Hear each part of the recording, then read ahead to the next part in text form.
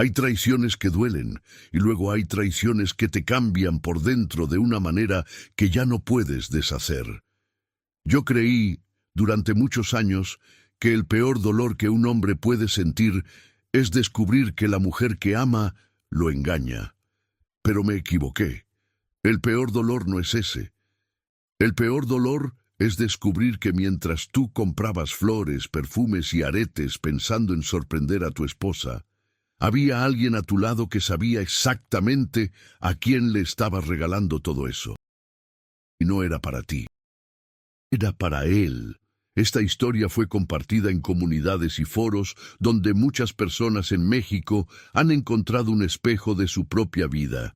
Si alguna vez sentiste que algo no encajaba en tu matrimonio, que había miradas que no entendías, silencios que pesaban demasiado, quizás algo de lo que voy a contarte te resulte familiar. Conocí a mi esposa cuando los dos teníamos poco más de 20 años. Ella era de Puebla, de una familia trabajadora, con una madre que desde el primer día se presentó como una mujer fuerte, de carácter, de las que no se andan con rodeos. Le decían Doña Esperanza. Bueno, en la historia la voy a llamar así porque ese nombre le quedaba perfecto. Siempre aparentaba guardar esperanzas para todos, siempre con una sonrisa lista, siempre con el consejo en la punta de la lengua. En la realidad, claro, los nombres y los detalles han sido cambiados para proteger a quienes compartieron esta vivencia. Mi esposa, la voy a llamar Valeria, era bonita, carismática, de esas mujeres que llenan cualquier cuarto con su presencia. Yo era un hombre sencillo, mecánico de profesión, con un taller que fui levantando con mis propias manos en la colonia Álamos, aquí en la Ciudad de México. No era rico, pero tampoco me faltaba nada. Tenía trabajo, tenía ambición y tenía la convicción de que si uno le echaba ganas, la vida respondía. Nos casamos a los 26. La boda fue en Puebla, en un salón modesto pero lleno de gente, de música, de mole y de pozole que la suegra había preparado desde 2 días antes. Recuerdo ese día como uno de los más felices de mi vida. Valeria llegó con un vestido blanco que le quedaba perfecto, y su madre, Doña Esperanza, me abrazó en la recepción y me dijo algo que en ese momento interpreté como cariño. Cuídala mucho, hijo. Ella necesita a alguien que la quiera de verdad. Yo le respondí que sí, que así lo haría, y lo dije en serio. Durante el primer año de matrimonio, todo parecía funcionar. Nos instalamos en un departamento en la Colonia del Valle, pequeño pero nuestro. Valeria consiguió trabajo en una empresa de seguros cerca de Insurgentes, y yo seguía con el taller. Nos veíamos en las noches, comíamos juntos los fines de semana. Íbamos al tianguis los domingos. Era una vida ordinaria, sin lujos, pero con cierta paz. La suegra venía a visitarnos seguido. Demasiado seguido, si lo pienso ahora. Pero en aquel entonces yo lo interpretaba como una madre que quería a su hija. Llegaba los jueves por la tarde, cuando yo aún estaba en el taller, y se quedaba a veces hasta que yo llegaba, otras veces ya no estaba. Valeria me decía que habían platicado, que habían visto televisión juntas, que no había pasado nada. Ni modo. Así son las suegras, me decía yo. El primer año se fue tranquilo. El segundo también, más o menos. Fue en el tercer año cuando empecé a notar cosas pequeñas, no grandes escándalos, no mensajes encontrados, no perfumes extraños en la ropa. Eran cosas sutiles. Valeria llegando un poco más tarde de lo que decía, explicaciones que sonaban demasiado ensayadas, cambios de humor repentinos sin razón aparente. Una vez me dijo que había ido con una amiga al cine, y yo, por casualidad, me topé con esa amiga en la fila del banco 2 días después. Le pregunté qué película habían visto. La amiga me miró extrañada y me dijo que hacía semanas que no veía a Valeria. Se me hizo un nudo en el estómago, pero no dije nada. Guardé eso adentro, como uno guarda las dudas cuando no quiere saber la respuesta. Fue doña Esperanza quien, sin quererlo, o quizás sí queriéndolo, porque hasta hoy no lo entiendo del todo, me dio la primera pista real. Fue un domingo en que fuimos a Puebla a visitarla. Estábamos comiendo, yo, Valeria y ella. El ambiente era tranquilo, había tortillas recién hechas, salsa verde y pollo en mole. De repente, la suegra dijo en tono casual, como si comentara el clima: ¿Ya le compraste el reloj a Valeria, hijo? Me dijo que lo vio en un aparador cerca de tu taller. Yo la miré sin entender. ¿Qué reloj? Hubo un segundo de silencio incómodo. Valeria bajó la vista. Doña Esperanza sonrió y dijo: «Ay, nada, son cosas mías». Me confundí, pero no se había confundido. Yo lo supe en ese momento, aunque no quise aceptarlo.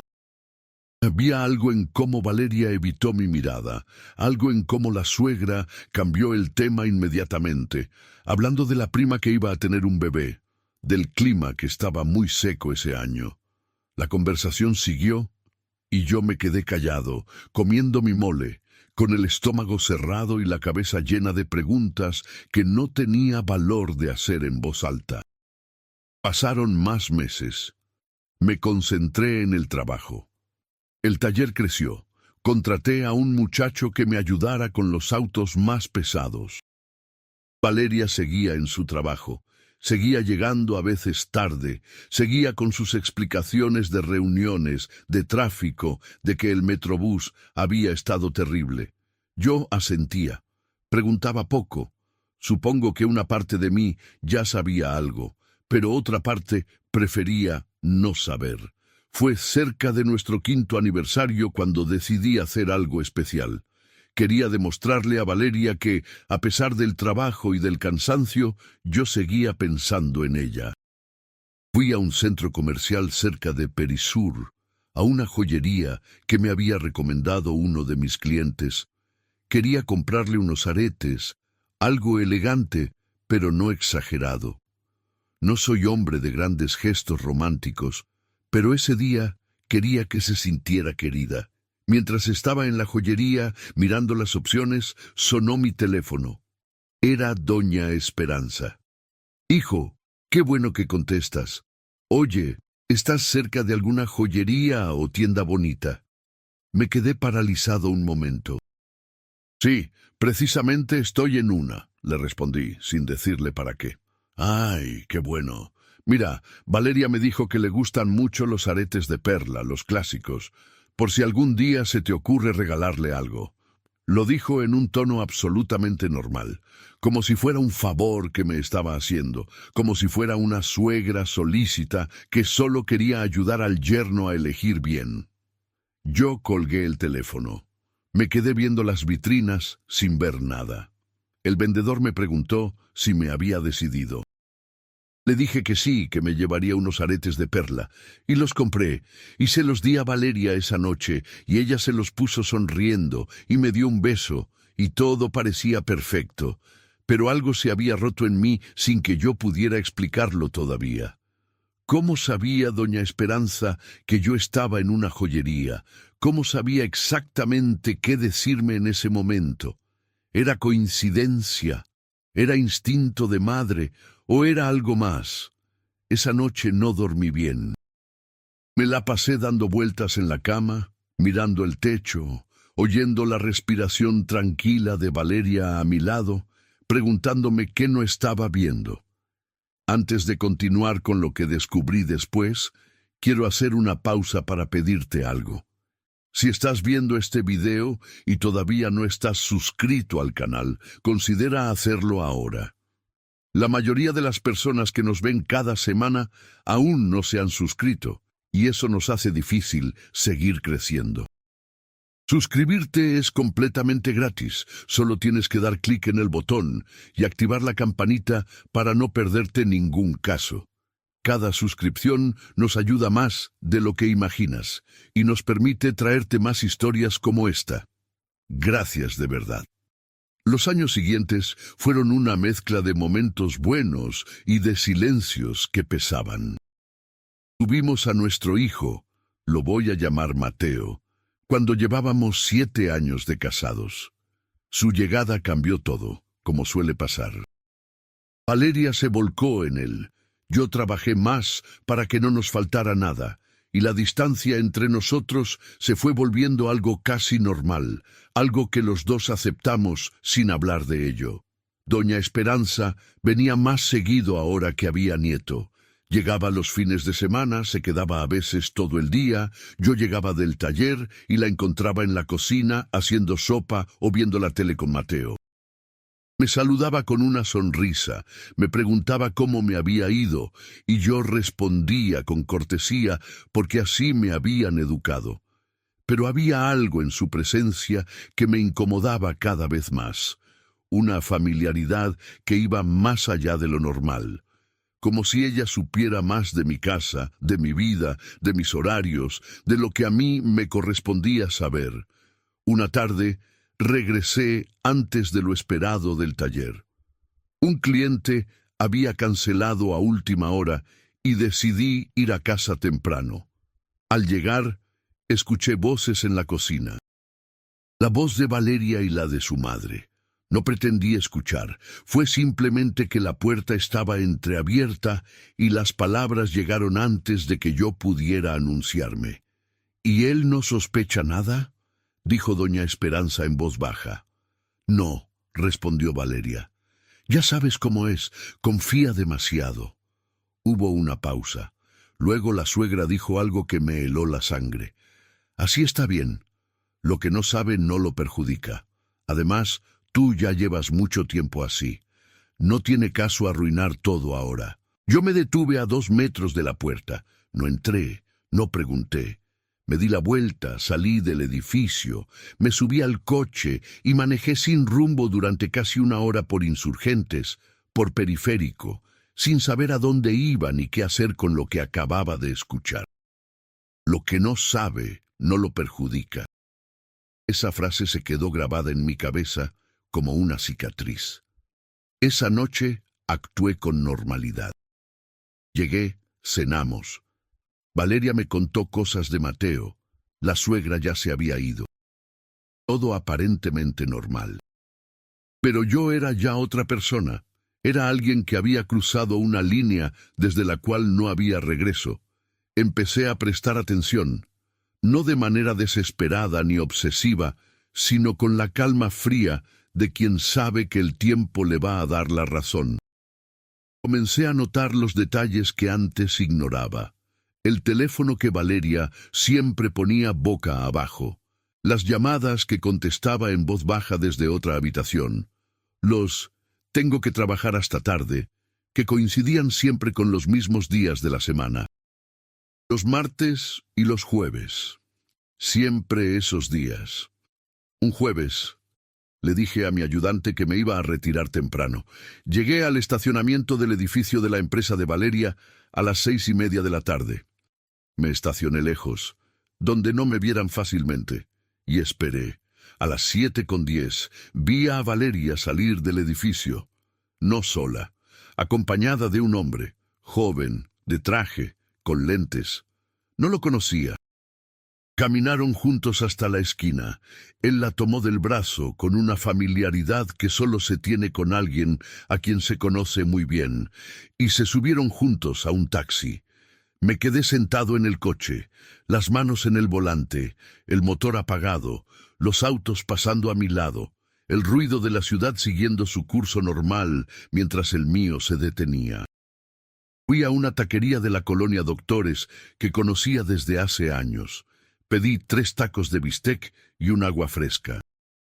Me los comí despacio, mirando la calle, y pensé en todo, en los 15 años de matrimonio, en Mateo, en el taller que había construido con mis manos, en todos los cumpleaños, las Navidades, las Semanas Santas en Huaxtepec, en los aretes de perla, en doña Esperanza llamándome exactamente en el momento en que estaba en la joyería. Y ahí, entre taco y taco, frente a un vaso de agua de Jamaica, empecé a juntar los pedazos de un rompecabezas que llevaba años frente a mis ojos sin que yo quisiera armarlo. Tardé 3 semanas más en tener la confirmación completa. No actué de inmediato porque quería tener todo claro antes de enfrentar la situación. Un hombre que actúa por impulso comete errores. Yo ya había cometido demasiados por no actuar cuando debía. No iba a cometer el error opuesto ahora. Hablé con un amigo de toda la vida, alguien que conocía desde la secundaria, que trabajaba como contador y que tenía la cabeza fría para estas cosas. No le di todos los detalles, pero le dije que creía que mi esposa me engañaba y que necesitaba organizarme antes de tomar cualquier decisión. Él me recomendó hablar con un abogado antes de hacer nada, que en estas situaciones actuar sin información es regalarle ventaja al otro. Consulté a una abogada, una mujer de unos 50 años, seria, de pocas palabras, pero muy precisa, que me explicó mis derechos respecto a los bienes compartidos, la custodia de Mateo y los pasos que debía seguir si decidía pedir el divorcio. Salí de esa oficina con una claridad que hacía semanas no tenía. Mientras tanto, seguía observando y seguía acumulando evidencia, no de manera ilegal, sino simplemente prestando atención. Horarios que no coincidían. Gastos en la tarjeta compartida que no tenían explicación. Un recibo de un restaurante en Polanco para 2 personas. Una noche que Valeria me había dicho que estaba con sus compañeras del trabajo. Pequeñas mentiras que, puestas una junto a la otra, formaban un cuadro muy claro. Pero lo que vino después, lo que terminó de destruir lo poco que me quedaba por dentro, no fue lo que hizo Valeria. Fue lo que hizo su madre. Una tarde, doña Esperanza me llamó al celular. Era inusual que me llamara directamente. Casi siempre hablaba con Valeria y ella me pasaba los mensajes. Supuse que era algo urgente. «Hijo, oye», dijo con ese tono suyo de siempre, tranquilo, casi dulce. «Sé que el cumpleaños de Valeria se acerca. ¿Ya pensaste qué le vas a regalar?» Me tomó un segundo procesar lo que estaba escuchando. «Todavía no», respondí cuidando mi voz. «Mira, en el centro hay una tienda en la que vi una bolsa que le encantaría. Yo puedo ir contigo si quieres». «Para que no te equivoques de modelo», lo dijo con toda la naturalidad del mundo, ofreciéndose a acompañarme a comprarle un regalo a su hija que me engañaba y que ella sabía que me engañaba, y aún así estaba ahí, al teléfono, sugiriéndome qué comprar, ofreciéndose a ir conmigo, asegurándose de que el regalo fuera el adecuado. Cerré los ojos un momento. «Claro, doña», dije, «dígame cuándo puede y vamos». No fui, claro. Inventé una excusa días después. Pero esa llamada me confirmó algo que ya sospechaba, pero que no quería creer del todo. Doña Esperanza no era solo una madre que miraba para otro lado. Era una participante activa, alguien que sabía, que callaba, que incluso colaboraba para que el engaño funcionara sin interrupciones. Al asegurarse de que yo siguiera siendo el marido atento que compraba regalos, al mantener la apariencia de normalidad, ella estaba construyendo el escenario perfecto para que su hija pudiera seguir con su doble vida. ¿Cuánto tiempo llevaba así? Recordé sus palabras aquella tarde en la cocina. «Tú ya llevas mucho tiempo así». ¿Cuánto era mucho tiempo? ¿3 años? ¿5? ¿Más? Llamé a mi amigo esa noche y le dije que estaba listo para dar el siguiente paso. Tomé mis decisiones con calma y con ayuda legal.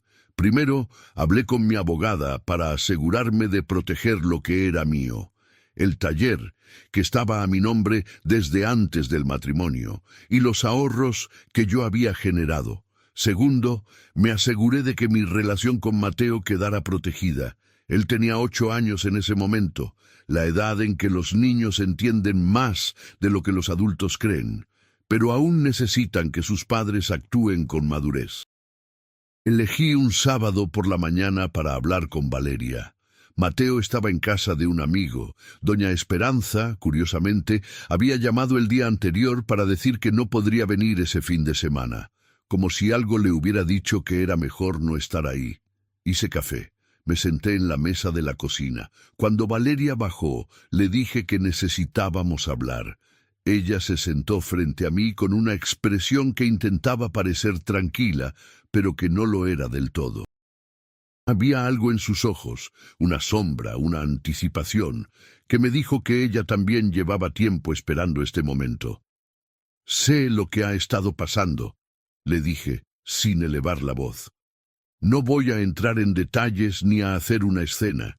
Solo quiero que sepas que ya lo sé todo». Hubo un silencio largo. Ella no negó, no lloró de inmediato. Solo me miró. «¿Cuánto tiempo llevas sabiendo?», me preguntó al fin. «El tiempo suficiente», respondí. Después vinieron las lágrimas, las explicaciones, las disculpas, el no sé cómo pasó. El tú siempre estabas en el taller, él me sentía sola. Yo escuché todo sin interrumpir. Era importante que ella hablara, que sacara lo que tenía adentro. Pero también era importante que yo no dejara que esas palabras me movieran de donde estaba parado, porque había algo que Valeria no sabía que yo sabía. Y llegó el momento de decírselo. «Valeria», dije cuando hubo una pausa, «lo que más me duele no eres tú». Ella me miró sin entender.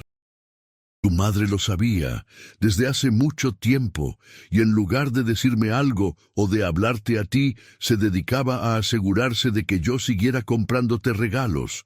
Me llamaba para sugerirme qué comprarte. Se ofrecía a acompañarme a las tiendas. Mientras yo pensaba que era la suegra más atenta del mundo, ella me estaba usando para mantener la apariencia de un matrimonio normal». El color le cambió a Valeria en el rostro. «Eso no es verdad», dijo, pero sin convicción. «Aquella tarde en la cocina, hace como 2 años», le dije. «Lo que no sabe no lo perjudica. ¿Te suena?» Silencio absoluto. Las lágrimas que vinieron después ya no eran las mismas. Eran diferentes, más profundas, quizás más honestas. No sé si era culpa, vergüenza o alivio. Tal vez las 3 cosas mezcladas. Si conoces a alguien que está pasando por algo parecido, una traición que no viene solo de donde se espera, sino de personas en quienes confiaste completamente, comparte esta historia. A veces, saber que no estamos solos es lo único que necesitamos para dar el primer paso. Y déjanos en los comentarios qué harías tú si descubrieras algo así. Sus respuestas nos ayudan a entender mejor estas situaciones y nos encanta leerlos. El proceso de separación tomó varios meses. No fue sencillo. Nunca lo es cuando hay un hijo de por medio, cuando hay una casa compartida, cuando hay 15 años de vida entrelazada. Pero fue ordenado, fue legal. Y fue, dentro de todo lo que puede serlo una ruptura de ese tamaño, digno. Valeria y yo acordamos la custodia de Mateo de manera conjunta. Él pasaría semanas alternas con cada uno. No iba a permitir que mi hijo perdiera a ninguno de sus padres por culpa de errores que habían sido de los adultos, no de él. Eso fue lo más importante para mí durante todo el proceso. El taller quedó en mis manos sin complicaciones, ya que estaba a mi nombre y era anterior al matrimonio. Valeria se quedó con parte de los muebles y con un ahorro que consideramos justo dividir. No peleé por cada centavo. No tenía energía para eso, ni quería que Mateo viera a sus padres destruirse en un juzgado. Lo que nunca esperaba fue lo que pasó con doña Esperanza. A los 2 meses de iniciados los trámites de divorcio, recibí una llamada de un número que no reconocí. Contesté y era ella. «Hijo», empezó, con esa voz suya de siempre, «sé que estás enojado conmigo, y entiendo por qué». Me mantuve en silencio esperando. «Quiero que sepas que yo nunca quise hacerte daño, solo quería que Valeria fuera feliz». Eso me tomó unos segundos. ¿Y yo, doña? ¿Yo no contaba? Pausa. Tú eres buena persona, hijo. Siempre lo supiste. Pero Valeria es mi hija. Con todo respeto, le dije midiendo cada palabra. Usted me veía comprar regalos para su hija y para el hombre con quien me engañaba. Y no solo lo permitió, sino que lo facilitó. Eso no es querer a su hija. Eso es enseñarle que las consecuencias no existen. Hubo un silencio muy largo. Espero que Mateo pueda perdonarte algún día, le dije. Porque lo que usted y Valeria le enseñaron a ese niño sobre el matrimonio, sobre la lealtad y sobre el respeto, es algo que él va a cargar mucho tiempo. Colgué. No con furia, con calma, con una calma que me había costado meses construir. Pasaron 2 años desde aquella mañana en la cocina en que todo quedó dicho. Valeria rehizo su vida. No lo digo con amargura. Lo digo como un hecho. Se fue a vivir a un departamento más pequeño cerca de Insurgentes, siguió en su trabajo, y según me ha dicho Mateo en las conversaciones propias de un niño que no tiene filtros, mamá tiene un amigo que se llama Rodrigo. No pregunté más. No era mi asunto. Doña Esperanza dejó de aparecer en mi vida completamente. Sé que sigue viendo a Mateo cuando el niño está con su madre, y eso está bien. El niño la quiere. Y eso es lo que importa. Mi relación con ella terminó el día que colgué ese teléfono, y no hay nada que me haga pensar que debería ser diferente. Yo seguí con el taller, amplié el espacio, contraté a 2 personas más. Los clientes siguen llegando porque el trabajo habla por sí solo. Hay noches en que llego a casa y hay un silencio que antes me pesaba, pero que ahora ya no me pesa tanto. Es un silencio limpio, un silencio que es mío. No volví a tener una relación seria, quizás algún día. No lo descarto. Pero aprendí que la prisa por no estar solo es una de las formas más rápidas de volver a cometer los mismos errores. Cuando llegue, llegará. Y esta vez sabré distinguir mejor entre la gente que te quiere a ti y la gente que simplemente te utiliza para que las cosas queden bien por fuera. Hubo una tarde, hace como 6 meses, que me marcó de una manera que no esperaba. Mateo tenía 10 años. Era sábado y lo había llevado a comer unas tortas en un lugar que le encanta cerca del parque. Estábamos platicando de sus amigos, de la escuela, de un videojuego que quería, y de repente, sin que viniera al caso, me dijo, «Papá, ¿tú sigues siendo el papá de la abuela Esperanza?»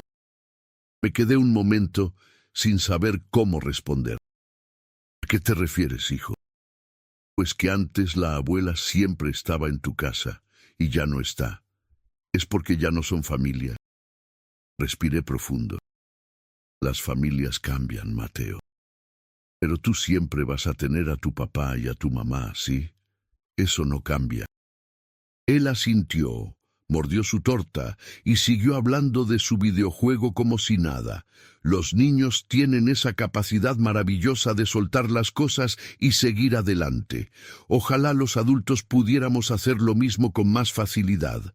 Esa tarde, manejando de regreso a casa con Mateo dormido en el asiento de atrás, pensé mucho en todo. En los 15 años, en los aretes de perla, en las llamadas de la suegra, en los tacos de doctores. En la abogada de pocas palabras que me explicó mis derechos con una precisión quirúrgica. En esa mañana de sábado en la cocina en que por fin me paré en el lugar que siempre debí haber ocupado. Pensé también en cuántos hombres hay en México y en toda América Latina que están viviendo algo parecido en este momento. Que llegan al trabajo con una sonrisa porque no pueden cargar el peso frente a los demás. Que compran regalos sin saber para quién los están comprando realmente. Que confían demasiado porque les enseñaron que eso es lo correcto, que eso es ser un buen esposo, un buen hombre. Y pensé que a veces la traición más grande no es la de la persona que nos falla, es la de quienes sabían y eligieron el silencio. o peor aún, quienes sabían y eligieron ayudar. Lo que se siembra se cosecha. No lo digo con venganza, lo digo como una observación de la vida. Valeria tiene hoy una relación que empezó sobre una mentira. Doña Esperanza tiene a una hija que aprendió de ella que las apariencias valen más que la verdad. Mateo tiene dos padres separados que, cada quien en su casa, hacen lo mejor que pueden por él. Y yo tengo un taller que creció. Tengo un hijo que me quiere. Tengo las noches tranquilas de un hombre que se mira al espejo y no tiene nada que esconder. Eso, a estas alturas de la vida, vale más que cualquier cosa que pudiera haber perdido. Esta historia, como muchas que llegan a nosotros, refleja situaciones que miles de familias mexicanas han atravesado en silencio. Si te identificaste con algo de lo que escuchaste hoy, si hay algo que guardas adentro y que reconociste en estas palabras, recuerda, el primer paso siempre es el más difícil, pero también es el más importante. Y si alguien a tu alrededor está pasando por algo parecido, a veces lo único que necesitan es saber que no están solos. Hasta la próxima historia.